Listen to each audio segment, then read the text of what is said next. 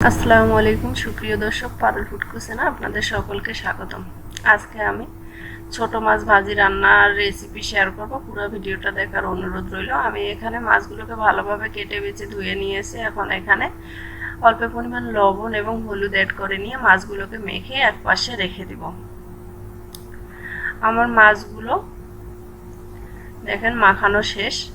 এখন আমি আলু আর গাজর চিকন চিকন করে কেটে নিয়েছি।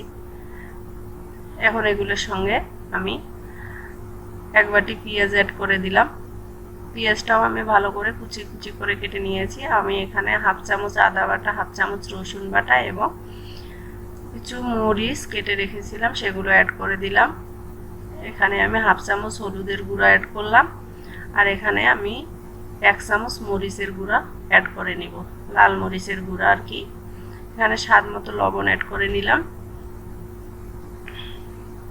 তারপরে অল্প পরিমাণ দিলাম ধনিয়া গুঁড়া আর দিলাম হাফ চামচ জিরে গুঁড়া। এখন আমি এখানে দিব বেশ খানিকটা তেল। তারপরে এই আলু আর গাজর এবং সব মশলাগুলো ভালো করে হাত দিয়ে মাখবো। আমি এই মাছ ভাজিটা আজকে হাত দিয়ে মেখে চেখে করব। এইভাবে মেখে চেখে ভাজিটা করলে আমার খেতে ভালো লাগে, তাই আপনারা ট্রাই করে দেখবেন। আসলেই অনেক দুর্দান্ত হয় খেতে। যত মাখবেন এভাবে তত মজা হবে ভাজিটার। আমি এইভাবে আলুগুলো আর গাজরগুলো ভালোভাবে মিক্সড করে নিব। একটু সময় ধরে একটু মেখে চেখে নিব কিছুক্ষণ। আমার কিন্তু এগুলো মাখানো শেষ। এখন আমি এখানে আর কি ইয়েগুলো অ্যাড করে নিচ্ছি, ছোট মাছগুলো।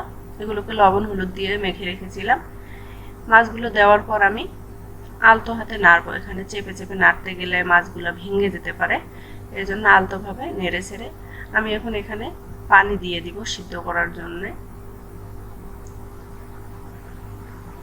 আমি এখানে পানি অ্যাড করে দেওয়ার পর চুলায় বসিয়ে দেব। চুলায় বসিয়ে দিয়ে এটাকে কিছুক্ষণ কুক করব। আমি চুলায় বসিয়ে দিয়েছি, এবার ঢাকনা দিয়ে কিছুক্ষণ কুক করে নিব।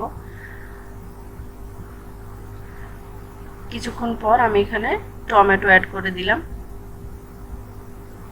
তারপর আবার ঢাকনা দিয়ে কিছুক্ষণ কুক করে নেব।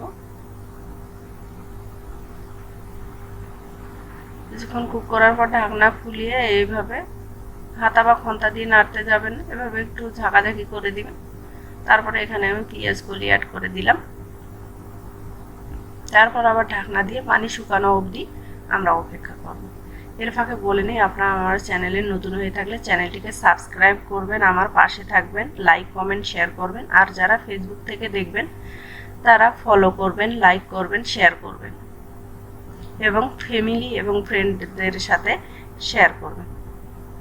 কমেন্ট করতে ভুলবেন না কিন্তু। দেখেন কতটা লোভনীয় লাগতেছে ভাজিটা। এবার আপনাদের আমি পানিটা আর একটু আছে, একটু ইয়ে হয়ে গেলে আমি আপনাদের পরিবেশন করে দেখাবো।